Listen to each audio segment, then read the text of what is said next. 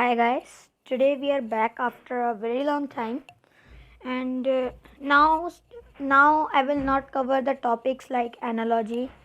Instead of that, I will cover the 8th standard full syllabus in our videos.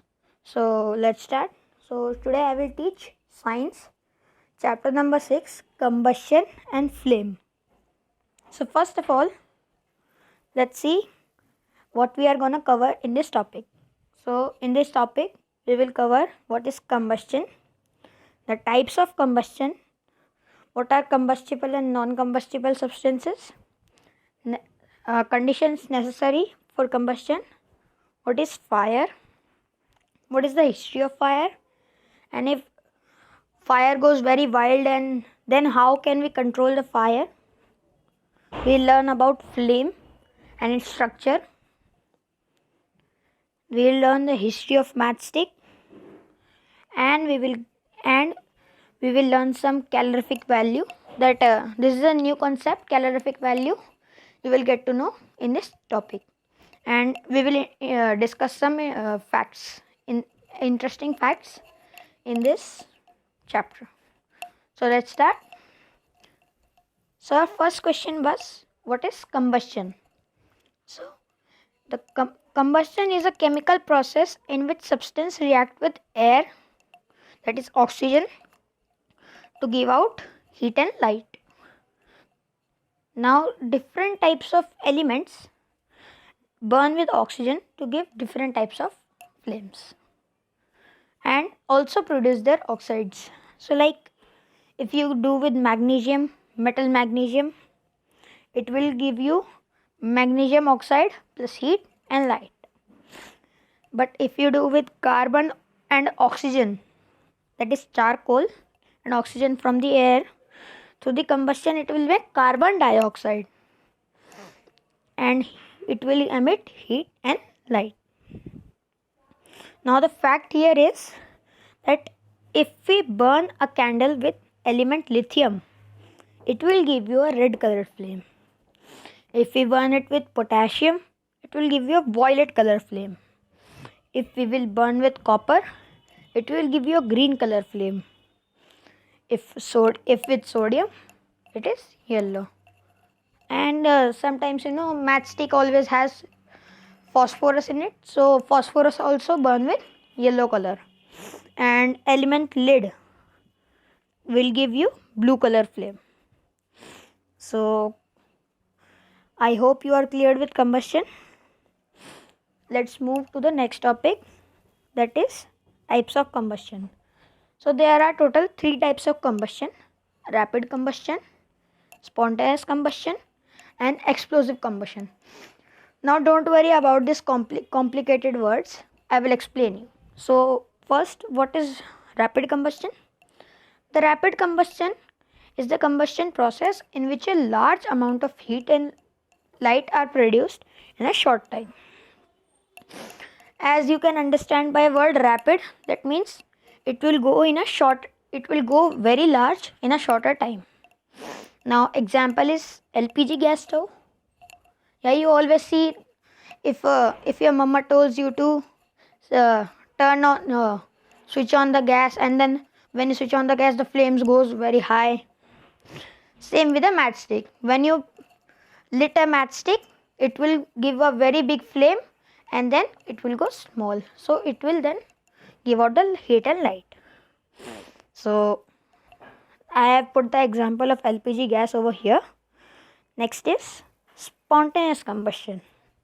Now combustion, this type of combustion process happens always at the room temperature. Like you can see, if we put sodium or potassium at the room temperature, they will start burning very vigorously.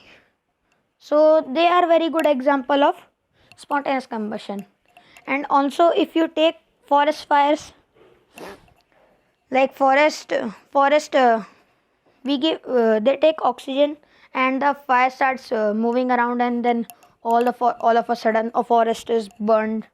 So forest fire is also an example for spontaneous combustion. Now is the explosive combustion. Explosive combustion is a very fast combustion process in which in a very little time, when I mean very little, that means a 1 to 3 second time, in that much time a very large amount of heat and light is produced.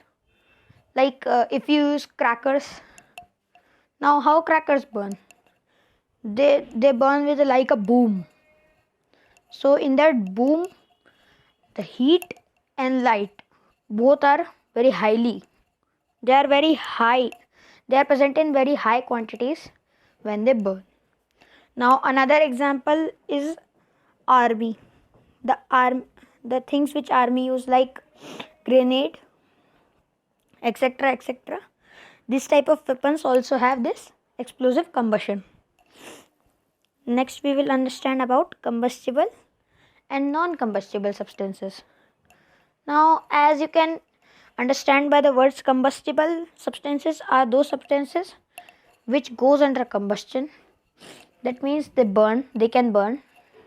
And non-combustible are those which do not go under combustion process, like they will not burn with the even with the presence of oxygen.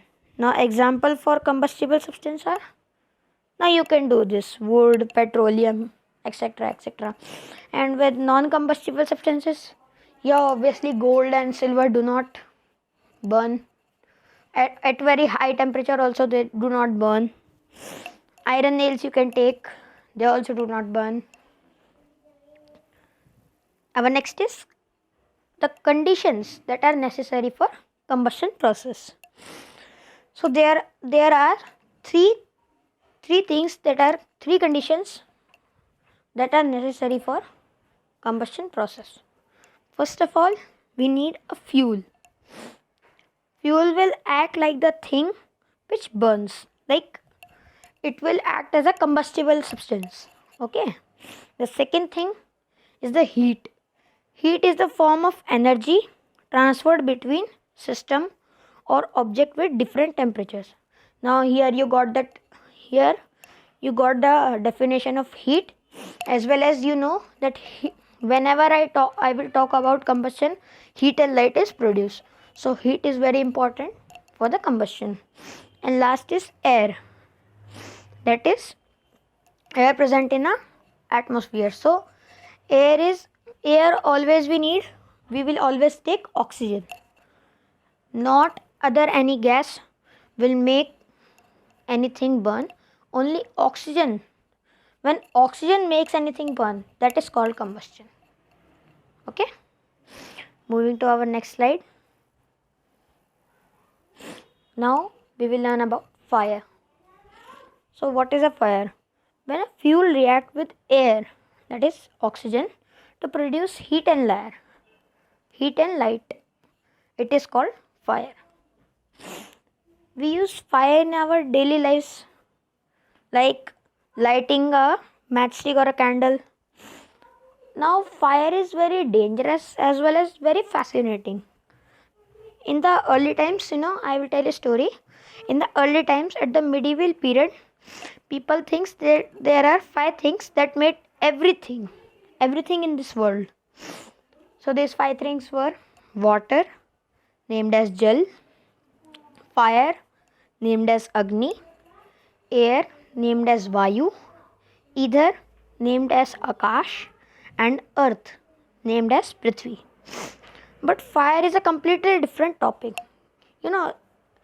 They like scientists discovered that fire was created by the early men. Now in the next slide we will see how fire was created. But fire is created, but every other thing like ether, air, water and earth, these all things were already present in the previous things. So the fire is a completely different topic from these. Now we will learn about the history of fire. So there were some early men. They saw that a lightning stroked into the forest and created a fire. This amazed them, like how this happens. So they started They started doing these experiments. They collected lots of woods and arranged them together, and then one of them started rubbing the rocks to get the lightning strike. So he did not get the strike, but he got the ember which he got felt on the it fell on the pieces of wood, and the fire started burning. So that's how the fire was discovered. And even today, until that day, even today humans use the fire, like various things. You can list them out, like burning gas, lighting candle, burning of crackers, lpg gas in kitchen, etc. Next is how we can control a large fire. Now fire, I told you, fire is a very dangerous as well as fascinating thing. So alongside fascination, it is a very dangerous thing. So we should know how to control this. So let's see. First of all, as I told you, there are three conditions necessary for combustion process. So when I say three conditions necessary, so we have to remove these three things which I told you to cut the supply, and like we can put on fire, we can control the fire. So first thing I told you, fuel. We have to take out the combustible substance, like if there is any lpg gas which ended with a blast, and then it created a fire. So first of all, we have to stop that leaking of gas. Second thing, heat. We have to stop the heat by putting on water. We can put water, yeah, obviously water, sand, etc. we can put. And then air. Now oxygen put oxygen supply we can cut by putting carbon dioxide, like you know fire extinguishers, yeah.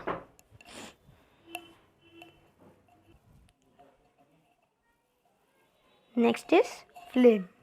So flame is visible gaseous part of fire. Now it is a very highly exothermic chemical reaction taking place in a thin zone. Now what is exothermic reaction? That means it has an external heat. It is given a heat in a thin zone, means very thin zone. And very hot flames are hot enough to ionize gaseous components to sufficient density to be considered plasma. That means some flames are hot enough to have ionized gaseous components, and they have sufficient density to have plasma in them. Now we will look at the structure of the flame. So flame, first is non-luminous zone. It is 600 degrees Celsius. It is the coldest part of the flame. Now this part always is present at the wick. Okay. Next is dark zone. Dark zone has 1000 degrees Celsius temperature, and it is the blackish part that leaves after the flame is burned. When the flame is burning, the black part in the flame is called as dark zone. Then is the blue zone, that is at the bottom side, both the sides, you will see that blue color heat is also coming out. So that is the blue zone. It is 800 degrees Celsius in temperature. Then is the luminous zone.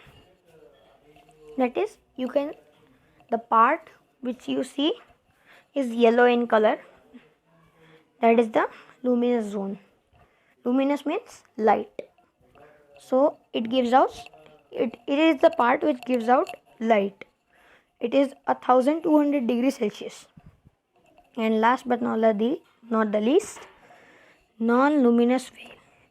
Now this is the upper part, the most upper part, upper layer of the flame, in which if you put your hand, you will get a burn, and it is the hottest part of the candle. The temperature here is 1400 degrees Celsius. So this is the structure of the candle, and below the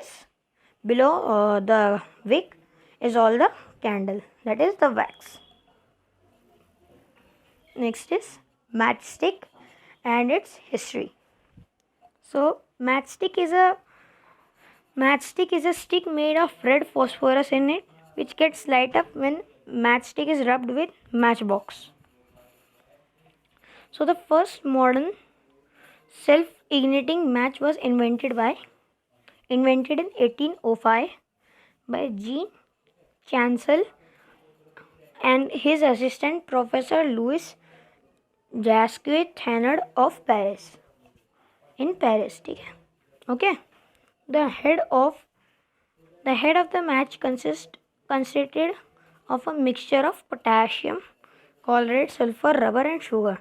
Now he was trying to do some experiment with the stick, and he rubbed the matchstick in all of these following: potassium, chloride, sulfur, rubber, and sugar. All of this he rubbed, and the match ignited. When the match ignited, that means it got light up when he dropped its tip in small asbestos bottle filled with sulfuric acid. So he dropped a matchstick filled with these all substances in an asbestos bottle filled with sulfuric acid. So that's how he got the idea to make a matchstick. Now in modern day matchstick, all the mixture that you hear here is potassium, chloride, sulfur, rubber, sugar. All of these are present in a matchstick, and the asbestos bottle that was filled with sulfuric acid acts when you rub the matchstick with the matchbox. So that was the history of matchstick. Now our last topic which we are gonna cover in this chapter is fuel and their calorific value. Now many of them will ask, what is calorific value? So the amount of heat produced by complete burning of 1 kilogram of fuel is the calorific value. Now fuel, if you remember, are the combustible substances. Now always the calorific values are measured in kilojoule, or in short kJ. Now I will give an example here so that you can understand and do the exercise. The heat produced by 4.5 kg of fuel, so it is 1,80,000 multiplied by 1 upon 4.5. So if you do all these calculations, you will get 40,000 kilojoules per kilogram. Okay, so 40,000 kilojoule per kilogram is the heat produced by the fuel. Now an amazing fact: a paper always starts burning at 233 degrees Celsius. Now in class you have read that water always get heated up at 100 degrees Celsius. So you must be thinking, how 233? But the 233 is the ignition temperature. Now what is the ignition temperature? I have not mentioned the ignition temperature over here, so I am telling you orally. Ignition temperature or ignition point is the temperature or the point from where a particular fuel will start burning. Okay, like example I have put it here, like paper will burn. Paper's ignition temperature or ignition point is 233 degrees Celsius. So that's all for today. Thanks for watching. Please like and subscribe my channel, and also tell in the comment that next which science chapter you want in the next class. Thank you and goodbye.